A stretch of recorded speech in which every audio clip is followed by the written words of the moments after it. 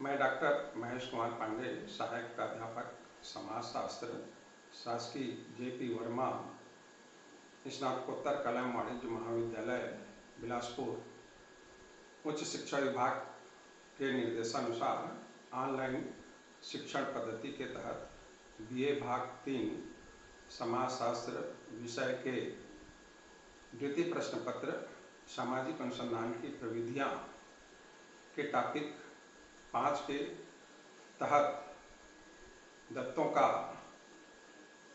आरेखीय प्रदर्शन graphical representation of data विषय पर अपना वक्तव्य प्रस्तुत करने जा रहा हूँ। अनुसंधान में जब हम आंकड़ों को एकत्रित कर लेते हैं तो उन आंकड़ों का हम या तो चित्रमय प्रदर्शन करते हैं या आलेखीय प्रदर्शन करते हैं। आलेखीय प्रदर्शन भी दत्तों को प्रस्तुत करने की एक विजुअल टेक्निक है। इसके द्वारा जब हम दत्तों को प्रस्तुत करते हैं तो दत्त हमारे सामने बोधगम्य हो जाते हैं, आसानी से समझने योग्य हो जाते हैं। इन दत्तों का हम आसानी से विश्लेषण कर सकते हैं। इसके द्वारा विभिन्न आरेखों में परस्पर संबंधों की तुलना कर सकते हैं। आरेख हमें परिवर्तन की दिशा का भी बोध कराती है। इस प्रकार से दत्तों का आरेखीय प्रस्तुतिकरण एक उपयोगी प्रविधि है।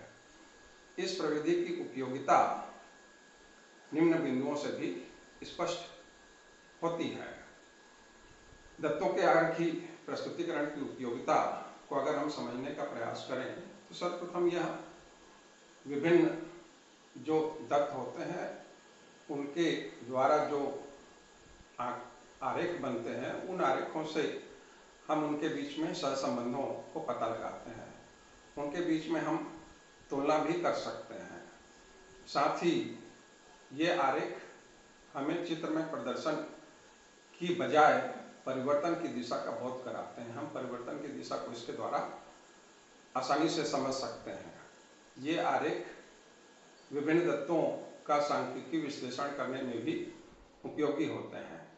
इन आरेखों की सहायता से हम विभिन्न चरों के बीच में आपसी परिवर्तन का भी बोध कर सकते हैं। ये चित्रमय प्रदर्शन की उपयोगिता है, परंतु इसकी कुछ सीमाएं भी हैं। इन चित्रमय प्रदर्शन की हमारे लिए कई बार कई चित्र काफ़ी जटिल होते हैं जो जन साधारण के समझ में नहीं आ पाते हैं, और जो इसको पढ़ते हैं उनके लिए भी ये काफ़ी समझने में दिक्कत होती है अगर हम इसको ठीक से समझने का प्रयास ना करें। इसके साथ इसमें हम अभिनीति भी ला देते हैं। कई बार ये दत्त हमारे सामने भ्रामक निष्कर्ष भी प्रस्तुत करते हैं ये आरेख, और कई बार हम इन आरेखों को ठीक से प्रस्तुत नहीं कर पाते हैं तो भी हमें इसमें कमियां दिखाई देती हैं। अब हम चर्चा करते हैं दत्तों के आरेखीय प्रस्तुतिकरण के नियम क्या है। सबसे पहले आरेख बनाते समय हमें उसका उपयुक्त शीर्षक को देना होगा। आरेख बनाने की विधि पर ध्यान देना होगा। आरेखों में अच्छे स्केल का प्रयोग करना होगा। आरेखों के लिए हम किस प्रकार की रेखाओं का प्रयोग करना चाहते हैं उसमें ध्यान देना होगा। आरेख में हम जब विभिन्न प्रकार के आरेख बनाते हैं तो उन आरेखों की नियम विधि क्या है उसको समझना होगा। आरेख बनाते हैं उसमें ग्राफ पेपर का उपयोग कैसे हो ये हमको आना चाहिए। तो इस प्रकार इसमें आरेख बनाने के विभिन्न नियम हैं। अब हम आपके लिए जो उपयोगी बिंदु है विभिन्न प्रकार, आरेख के विभिन्न प्रकार, इन विभिन्न प्रकारों की चर्चा करने जा रहे हैं। आरेखों के विभिन्न प्रकार इस प्रकार से हैं। पहला समय श्रेणी आलेख या कालिक आलेख, जिसे हम टाइम सीरीज ग्राफ और हिस्टोग्राम कहते हैं। दूसरा है आवृत्ति वितरण आलेख, जिसे फ्रीक्वेंसी डिस्ट्रीब्यूशन ग्राफ कहते हैं। समय श्रेणी आरेख या कालिक आरेख जो होते हैं उसमें आलेख जो होते हैं उसके विभिन्न प्रकार हैं। एक चर आलेख, जिसे हम वन वेरिएबल हिस्टोग्राम कहते हैं, द्विचर आलेख टू वेरिएबल हिस्टोग्राम, और त्रिचर आलेख जिसे हम थ्री वेरिएबल हिस्टोग्राम कहते हैं, और अंत में है मिश्रित आलेख जिसे हम मिक्स्ड हिस्टोग्राम कहते हैं।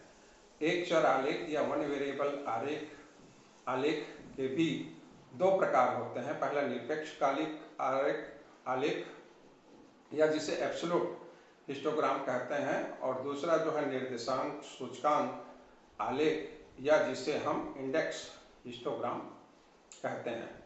आइए हम इसके बाद जो दूसरा आलेख है वो है आवृत्ति वितरण आलेख। आवृत्ति वितरण आलेख के भी तीन प्रकार होते हैं। पहला है आवृत्ति वक्र आरेख जिसे हम फ्रीक्वेंसी कर्व बोलते हैं। दूसरा है आवृत्ति बहुभुज या फ्रीक्वेंसी पॉलीगॉन, और तीसरा है संचयी आवृत्ति वक्र या क्युमुलेटिव फ्रीक्वेंसी कर्व या इसे हम ओगिव भी बोलते हैं। आइए इसको हम किस प्रकार से बनाते हैं, इस बनाने की विधि पर चर्चा करते हैं। पहला देखते हैं निरपेक्ष कालिक चित्र या निरपेक्ष कालिक आलेख जिसे हम एब्सोल्यूट, ये एक चर जो आलेख हैं उसका प्रकार है। इसमें से पहला है निरपेक्ष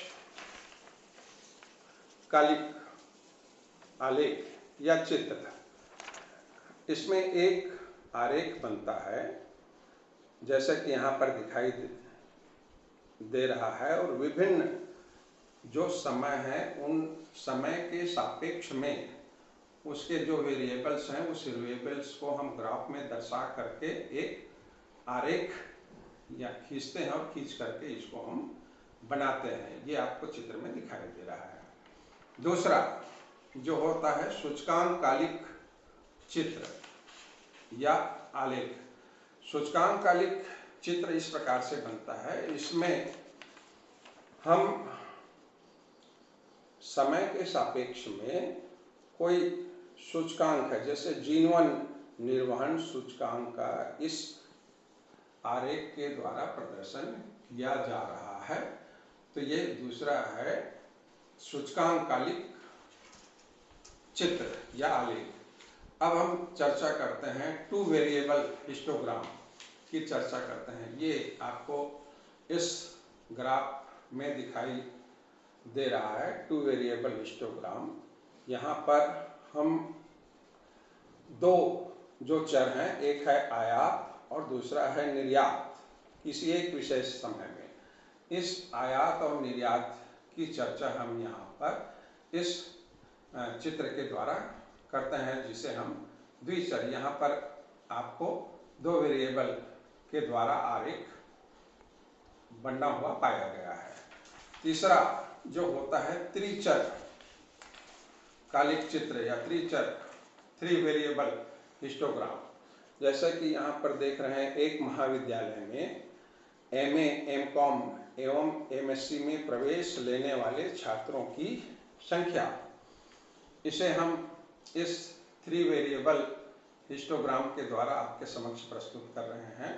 इसमें ये तीन चर हैं, तीन चरों को यहाँ पर प्रस्तुत किया गया है।